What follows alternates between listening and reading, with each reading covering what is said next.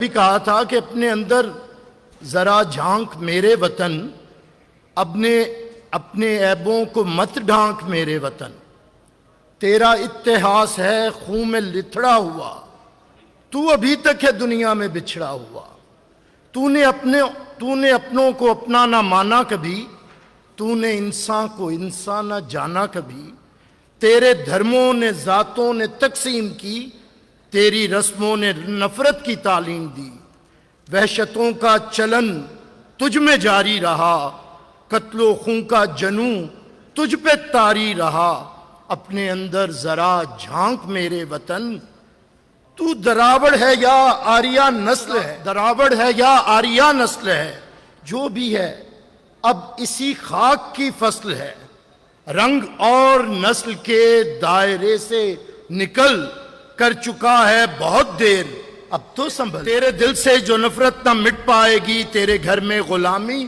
پلٹ آئے گی، تیری بربادیوں کا تجھے واسطہ، ڈھونڈ اپنے لیے اب نیا راستہ، اپنے اندر ذرا جھانک میرے وطن، اپنے عیبوں کو مت ڈھانک میرے وطن۔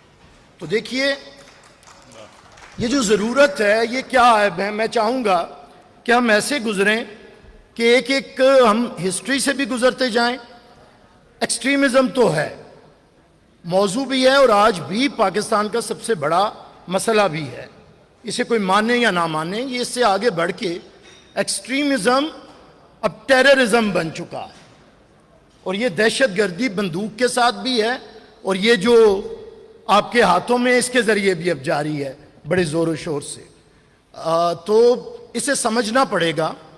دیکھیے کوئی قوم اگر آرام سے رہ رہی ہو لیکن اس پہ آپ نے حکمرانی کرنی ہو تو جو بھی آتا ہے وہ آ کے اسے تقسیم کرتا ہے، جیسے کہ یہاں پہ برٹش راج میں ہوا، ڈیوائڈ اینڈ رول کا کام چلا، اسی سے کچھ جماعتیں پیدا ہوئیں، بھلے وہ کانگریس ہو بھلے وہ مسلم لیگ ہو، یہ جماعتیں پیدا ہوئیں، انہیں اپنے اپنے ایجنڈے پہ لگا دیا گیا۔ ایک سین وائس تھی بیچ میں مہاتما گاندھی کی، جنہوں نے کہا کہ یونائٹڈ انڈیا رہنا چاہیے اور تقسیم نہیں ہونی چاہیے۔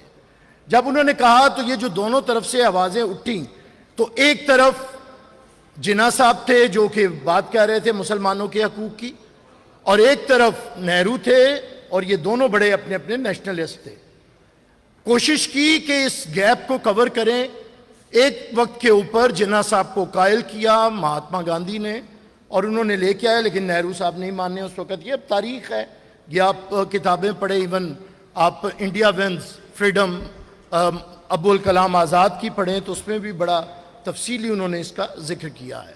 بہرحال تقسیم ضرورت تھی، تقسیم ہوئی، مذہبوں کی بنیاد پہ ہوئی، پیشوں کی بنیاد پہ ہوئی، آپ کی کلاس کی بنیاد پہ ہوئی، ہوتی گئی۔ اسی میں پاکستان جس موومنٹ سے بنا وہ بھی بہرحال ایک مذہبی تحریک تھی کہ ادھر کے مسلمانوں کو، لیکن جناح صاحب کو خیال آیا بڑی جلدی کہ جب انہوں نے ریاست بنائی، جو انہیں ریاست ملی، انہیں پتہ چلا کہ یہاں پہ ہندو بھی بہت زیادہ ہے، میں مشرقی پاکستان کی بات کر رہا ہوں، تو انہوں نے جو 11 اگست کی تقریر کی، اور وہ کوئی عام تقریر نہیں ہے، ریاست کو، اگر میں پہلے بھی آپ کے ادھر کہہ چکا ہوں اور میں ہمیشہ کہتا ہوں کہ اگر آپ کو آئین کا دباچہ یا پریفیس کسی کو بنانا ہوگا تو وہ جناح صاحب کی 11 اگست کی تقریر ہے، نہ کہ قرارداد مقاصد ہے۔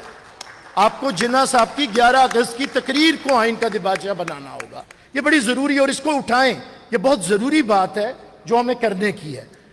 تو جناح صاحب نے اس کا کیا، پھر انہوں نے کہا کہ آپ کو اجازت ہے، آپ مندر میں جائیں، مسجد میں جائیں، گرجے میں جائیں، یہ آپ کا معاملہ ہے، ریاست کو اس سے کوئی سروکار نہیں ہے، ریاست کی نظر میں تمام شہری برابر ہیں، جو کہ بہت ایک اچھا قدم تھا۔ اس کے بعد آپ کی ریاست آگے بڑھتی گئی، جمہوریت تو رہی نہیں کبھی بھی، جب جمہوریت آنے لگی تو پھر جمہوریت کا پہلا تحفہ ملک کی تقسیم ہوئی، یہاں پہ وہ آپ کے سامنے ہے، کیونکہ مانا نہیں جاتا جمہوریت کو، جنہوں نے ماننا ہوتا ہے، یعنی بندوق والا جمہوریت کو نہیں مانتا، نہیں مانا گیا، اب سے وہ علاقہ علیحدہ ہو گیا جہاں پہ ہندو یا مائنورٹیز جو تھی وہ ایک اچھی خاصی تعداد میں تھی۔ اب اس کا آج کل حال وہ بھی دیکھ رہے ہیں، وہاں پہ بھی تقسیم جاری ہے، یہ نہیں کہ وہ علیحدہ ہو گئے وہ بڑے خوش ہو گئے، وہاں پہ جو ایک جماعت ایک کو ریپرزینٹ کر رہی تھی، انہوں نے 15 سال حکومت کی، تو پھر بندوق والوں نے دوسرے کو ابھارا، اور ادھر اب ایک دوسروں نے انقلاب برپا کیا ہوا ہے. تو یہ کلمیہ ہوتا ہے جب آپ تقسیم کے ذریعے پالیٹکس کرتے ہیں. لیکن میرا سوال بھی ہے، اور میں سوال کے انداز میں اس پہ بات بھی کرنا چاہوں گا کہ ہم لوگ یہ جو سویپنگ سٹیٹمنٹس کا ہمارا رواج ہے نا، کہ ہم اپنا دامن بچانے کے لیے سب کو برا کہتے ہیں اور خود بڑے آرام سے پارسائی کے نقاب اوڑھ کے گزر جاتے ہیں. ہمارا سب سے آسان ہدف ہے سیاستدان، ہمارا سب سے آسان ہدف ہے پولیٹیکل پارٹیز. اور میں جب سے بیٹھا ہوں میں حیران ہوں کہ کوئی کھل کے کسی کی یہ جو انتہا پسندی ہے جو لے کے آیا ہے اس کا کوئی نام ہی نہیں لیتا، اس کی کوئی مذمت ہی نہیں کرتا، اس کا کوئی منہ کالا ہی نہیں کرتا. جب آپ اس کا منہ کالا نہیں کریں گے جس کا نام جنرل ضیاء ہے تو پھر انتہا پسندی تک کیسے پہنچیں گے؟ علاج کرنے کے لیے تشخیص کرنا ضروری ہوتی ہے. بیماری جنرل ضیاء ہے، بیماری آپ نام نہیں لینا چاہتے بیماری کا.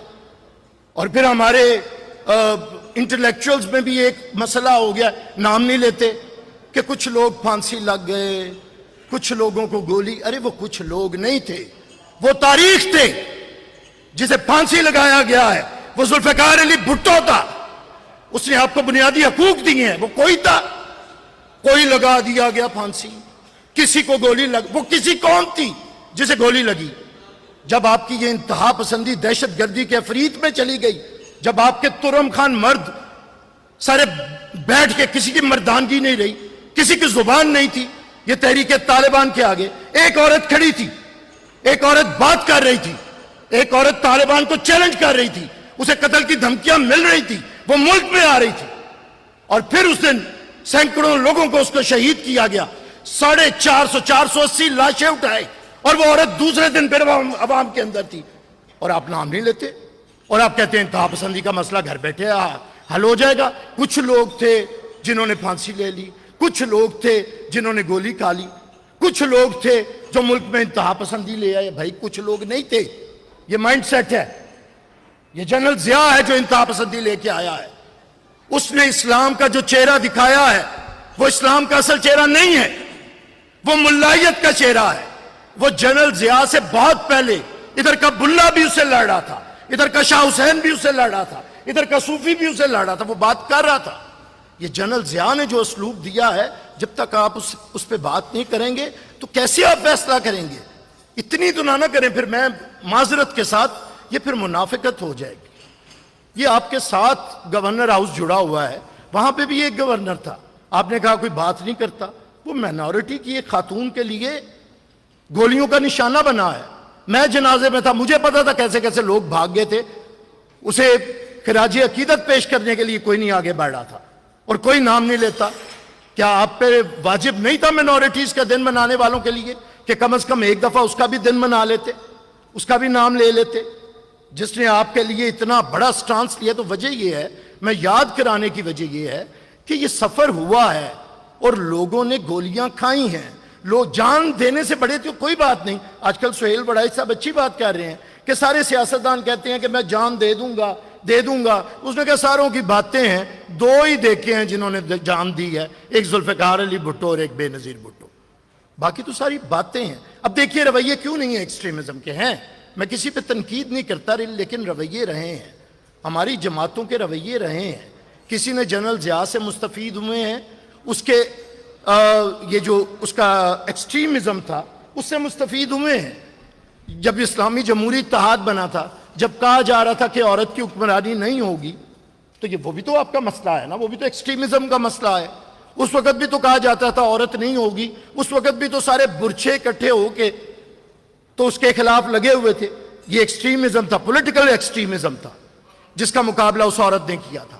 اور آج دیکھیے کتنی بڑی فتح ہے کہ وہ اسی لیے بے نظیر بھٹو نے کہا تھا کہ انسان کو قتل کیا جا سکتا ہے لیکن کسی فرد کے نظریے کو قتل نہیں کیا جا سکتا. جس گھر میں اسلامی جمہوری اتحاد کی بنیاد ہوئی تھی ہمیں خوشی ہوتی ہے اور میں اپریشیٹ کرتا ہوں کہ آج ہماری پہلی وزیر اعلیٰ ایک خاتون وزیر اعلیٰ ہے. لیکن اسی گھر سے بات ہو رہی تھی کہ عورت قیادت نہیں کر سکتی. آج اسی گھر میں عورت کو قیادت منتقل کی جا رہی ہے. یہ کسی جدوجہد کا نتیجہ ہے، یہ کسی کی جدوجہد ہے. اسے مانیے، کیسے مانے بغیر آپ آگے بڑھ جاتے ہیں. میں حیران رہتا ہوں کہ اتنی منافقت کے ساتھ ہم اپنے انٹلیکچوئل ہونے کا بھی ثبوت دیں یا اپنے پولیٹیکل نظریات کا ثبوت دیں. ہمیں ایکنالج کیے بغیر کیسے جائیں گے؟ تو دیکھیے یہ طالبان نے یہاں پہ گن ڈالا. آج تحریک لبیک جیسی جماعتیں بن چکی ہیں. نام لیں گے تو پتہ چلے گا، بیماری کو بیماری جانیں گے تو نہیں تو پھر وہ ٹامک ٹوئیاں اندھیروں میں نہ مارے. یہاں پہ ہوئی ہے. کوئی پولیٹیکل پارٹی ایسی مجھے بتائیں اپنے دلوں پہ ہاتھ رکھ کے، اگر کوئی طالبان کے ساتھ رہی، کوئی کہتا رہا کہ ہم پہ تو حملے نہ کریں، ہم تو آپ ہی کے لوگ ہیں، تو کوئی وزیر اعظم یہ بھی تو کہتا رہا ہے نا بڑا کہ میں 35,000 فائٹرز واپس لے کے آیا ہوں.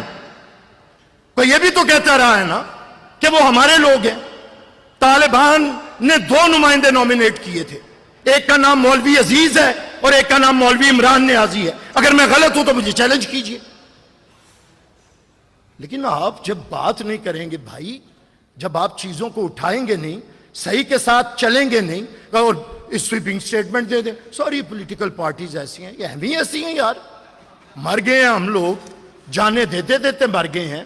آج بھی ہم ٹارگٹ ہیں، آج بھی ہمارے اوپر سب سے بڑا حملہ ہو رہا ہے، آج بھی ہم مصیبت میں ہیں، آج بھی ہم بات کرتے ہیں. ٹھیک ہے ہم سے کچھ غلطیاں ہوئی ہوں گی، لیکن آپ بھی ایکسٹریمزم کا مقابلہ ایکسٹریمزم کے ذریعے مت کریں.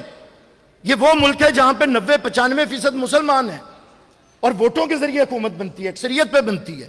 یہ کیسے ہو سکتا ہے کہ ان کی بات نہیں کریں گے؟ ان کی بھی ہوگی، لیکن بہت ان کے اندر اندر اندر رہتے ہوئے اگر چلیں یہ شک ہے. مجھے نہیں پسند، میرے چیئرمین کو بھی نہیں پسند.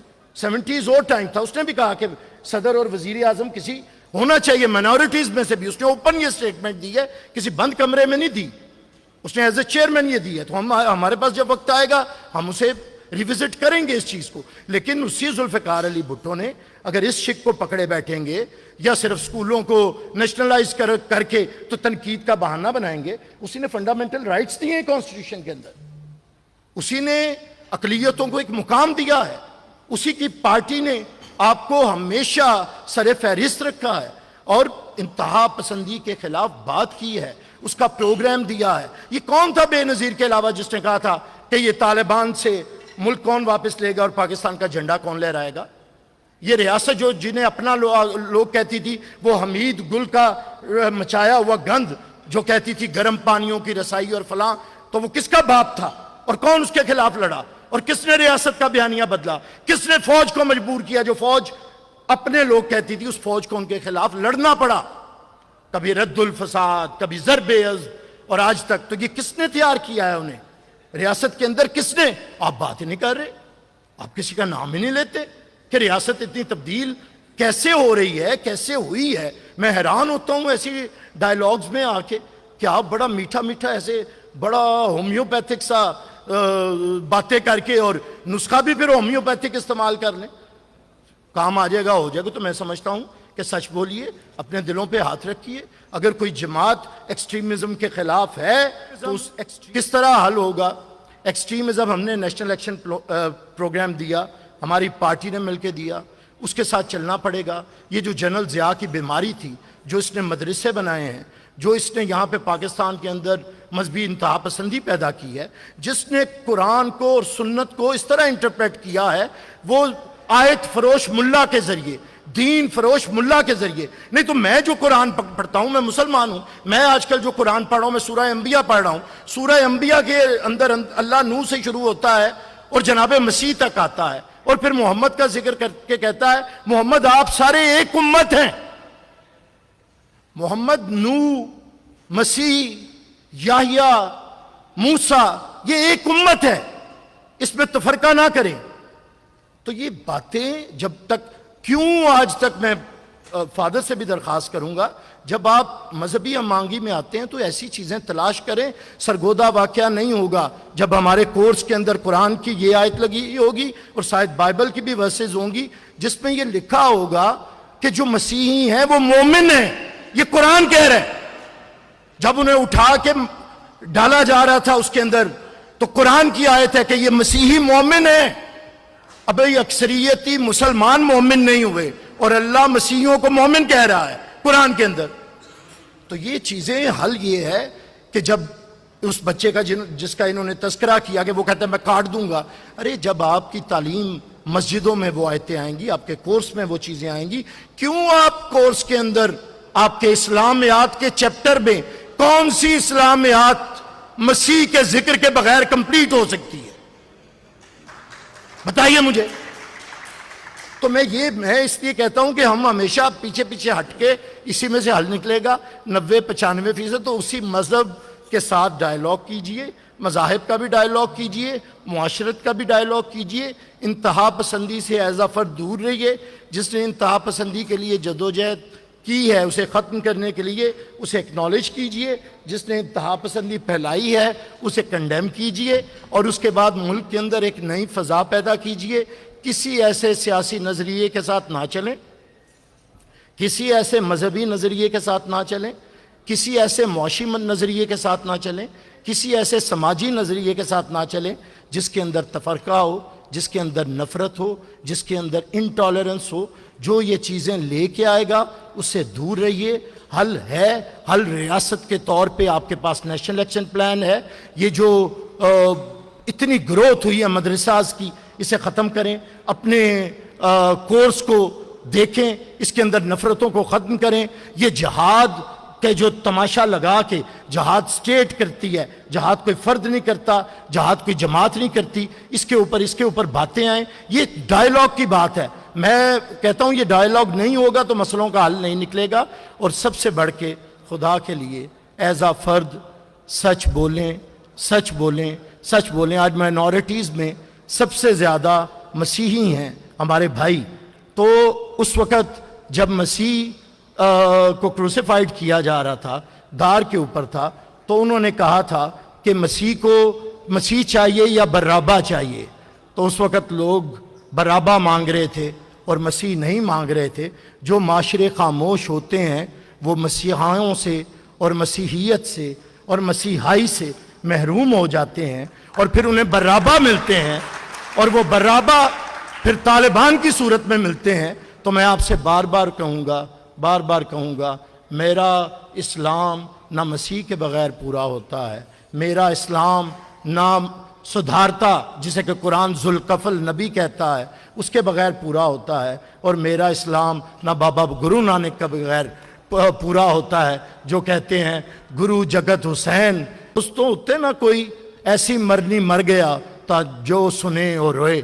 میں کرداروں سے پیار کرتا ہوں, بھلے وہ مسیحا ہو اور بھلے وہ حسین ہو. تو ڈرے نہ, بولیں, سچ کے لیے بولیں. یہ جب تک نہیں بولیں گے پھر اس طرح کے سیمینار چاہے 8 ہو گئے ہیں تے 8 64 اور کر لو تے انج دی گفتگو کر کے کرو کری جانے ہیں. باہر نہ نکلنا, باہر جا کے گل نہ کرنا, گلیچ گل نہ کرنا, سڑک پہ بات نہ کرنا, بند سیمینار میں سیکیورٹی میں بات کرنا. جس دن جرأت آ گئی سچ بولنے کی اس دن پھر کہیے گا کہ ملک سے انتہا پسندی ختم کرنی ہے. میری جماعت, میری قیادت اس کے لیے نکلی ہوئی ہے, اور ہم نے جان دینی نہیں, ہم جان دے چکے ہیں, ہم جان دے کے آئے ہوئے ہیں. عشق تو سر ہی مانگتا ہے میاں, عشق پر کربلا کا سایہ ہے. ہم سر دے کے میدان میں کھڑے ہیں, ہمارے ساتھ آنا ہے تو آ جائیے. لیکن اگر اسی طرح کسی نے منافقت کا ثبوت دینا ہے تو پھر چلتے رہیے. 2323 میں بھی یہی بات ہو رہی ہوگی کہ انتہا پسندی بہت زیادہ ہے. بہت